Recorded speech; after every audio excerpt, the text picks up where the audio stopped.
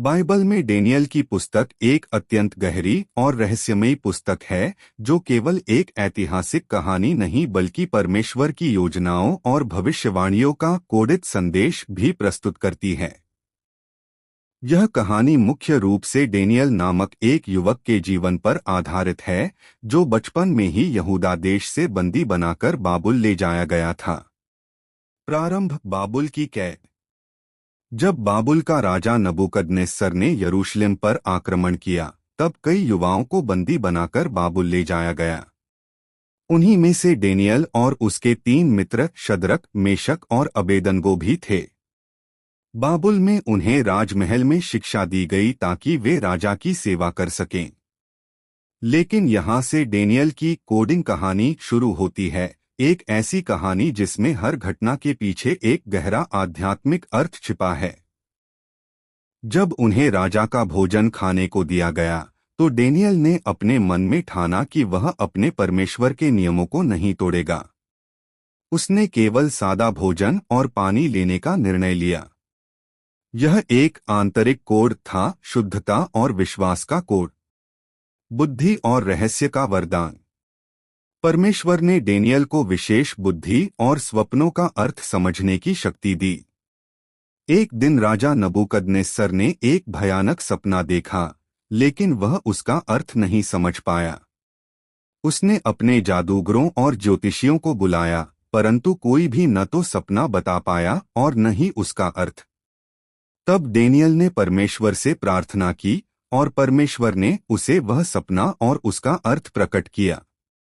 सपना एक विशाल मूर्ति का था जिसका सिर सोने का, छाती चांदी की, पेट पीतल का और पैर लोहे और मिट्टी के थे।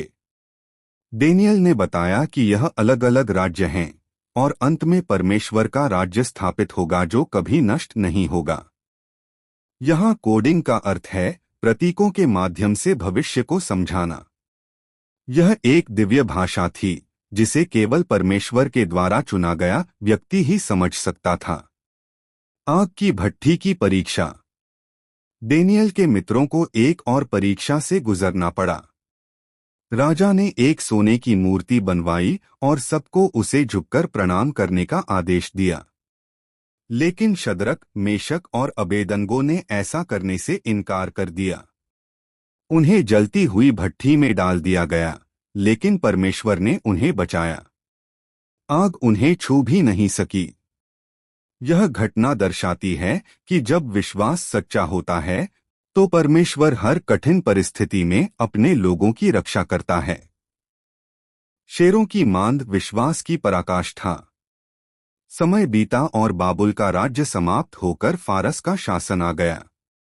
उस समय राजा दारियस राजा ने डेनियल को उच्च पद दिया, लेकिन अन्य अधिकारियों को उससे ईर्ष्या हुई।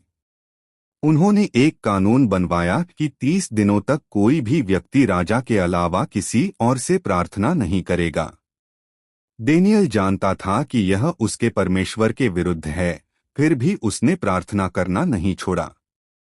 जब उसे पकड़ा गया तो उसे शेरों की मांद में डाल दिया गया, लेकिन परमेश्वर ने अपने स्वर्गदूत को भेजकर शेरों के मुंह बंद कर दिए। अगली सुबह डेनियल सुरक्षित बाहर निकला। यह घटना एक जीवित कोड है कि सच्चा विश्वास किसी भी संकट को पराजित कर सकता है। रहस्यमय दर्शन और भविष्यवाणियां। डेनियल की पुस्तक का सबसे गहरा भाग उसके दर्शन, विजन्स हैं। उसने कई अजीब और प्रतीकात्मक सपने देखे। 4 पशु, एक छोटा सींग और मनुष्य का पुत्र। 4 पशु 4 महान साम्राज्यों का प्रतिनिधित्व करते हैं। छोटा सींग एक घमंडी शक्ति को दर्शाता है जो परमेश्वर के विरुद्ध खड़ा होता है।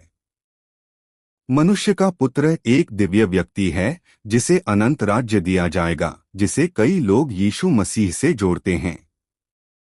डेनियल ने 70 सप्ताह की भविष्यवाणी भी दी जो एक प्रकार की समयरेखा है। इसमें मसीहा के आने, उसके बलिदान और अंत समय की घटनाओं का संकेत मिलता है। यह एक अत्यंत गूढ़ टाइम कोड है जिसे आज भी विद्वान समझने का प्रयास करते हैं। आध्यात्मिक कोड का अर्थ। डेनियल की पूरी कहानी केवल घटनाओं का संग्रह नहीं है, बल्कि यह एक आध्यात्मिक कोड है। विश्वास का कोड, कठिन परिस्थितियों में भी परमेश्वर पर भरोसा रखना। पवित्रता का कोड, संसार के बीच रहकर भी अपने सिद्धांतों पर कायम रहना। बुद्धि का कोड, परमेश्वर से ज्ञान प्राप्त करना। भविष्य का कोड, प्रतीकों के माध्यम से आने वाले समय को समझना। निष्कर्ष, डेनियल की कहानी हमें यह सिखाती है कि चाहे परिस्थितियां कितनी भी कठिन क्यों न हो, परमेश्वर अपने सच्चे सेवकों को कभी नहीं छोड़ता। उसकी कोडिंग केवल शब्दों में नहीं, बल्कि जीवन के अनुभवों में छिपी होती है। आज भी यदि कोई व्यक्ति डेनियल की तरह विश्वास, धैर्य और प्रार्थना में बना रहता है, तो वह परमेश्वर के रहस्यों को समझ सकता है। जय मसीह को।